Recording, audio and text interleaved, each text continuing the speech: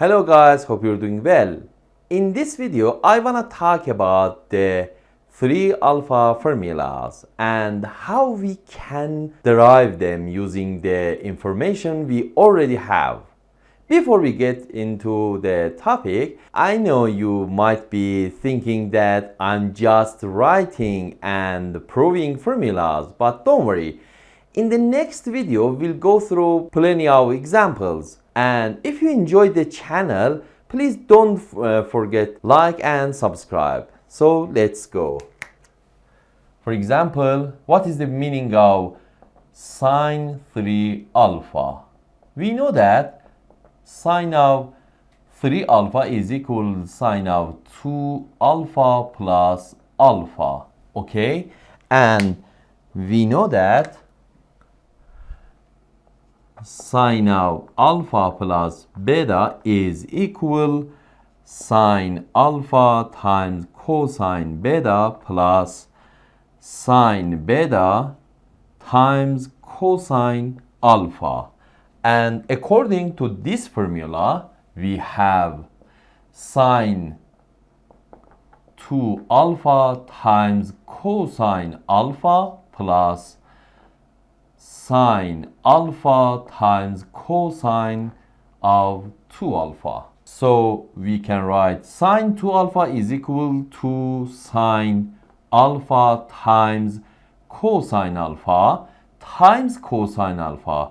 So we can write cosine squared alpha plus sine alpha times cosine alpha. We know that in the previous video, sine squared alpha is equal 1 minus cosine 2 alpha divided by 2. And if we multiply both sides of the equation by 2, we have 2 sine squared alpha is equal 1 minus cosine 2 alpha. And if we move negative cosine 2 alpha to the other side of the equation and bring 2 sine squared alpha to this side of the equation, we have cosine of 2 alpha is equal 1 minus 2 times sine squared alpha. So why did we do this? Because we wanna write the whole expression in terms of sine.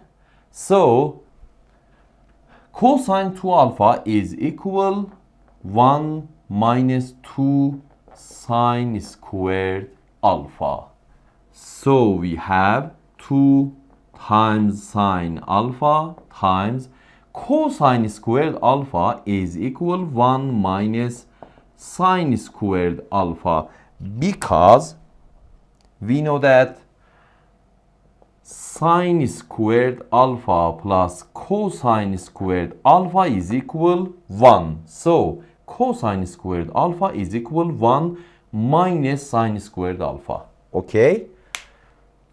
And plus, if we multiply the sine by the expression inside the parentheses, we have sine alpha minus sine alpha times minus 2 times sine squared alpha is equal to sine cubed alpha.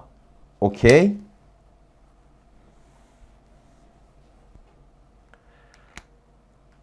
And if we multiply the sine by the expression inside the parentheses, we have 2 sine alpha times 1 is 2 sine alpha minus 2 sine alpha times sine squared alpha is equal to sine squared alpha, sine cubed alpha, sorry.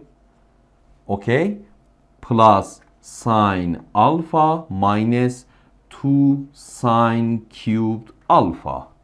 So 2 sine alpha plus sine alpha is equal 3 sine alpha minus 2 sine cubed alpha minus 2 sine cubed alpha is equal minus 4 sine cubed alpha. So sine of 3 alpha is equal 3 times sine alpha minus 4 times sine cubed alpha. Okay? So what is the meaning of cosine 3 alpha? Cosine 3 alpha is equal cosine 2 alpha plus alpha.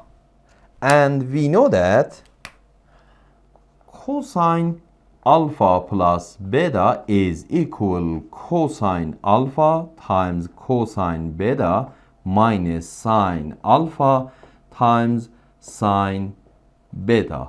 So according to this formula, we can write cosine 2 alpha times cosine alpha minus sine 2 alpha times sine alpha. And we know that cosine squared alpha is equal 1 plus cosine 2 alpha divided by 2. And if we multiply both sides of the equation by 2, we have 2 cosine squared alpha is equal 1 plus cosine 2 alpha. So cosine of 2 alpha is equal to cosine squared alpha minus 1.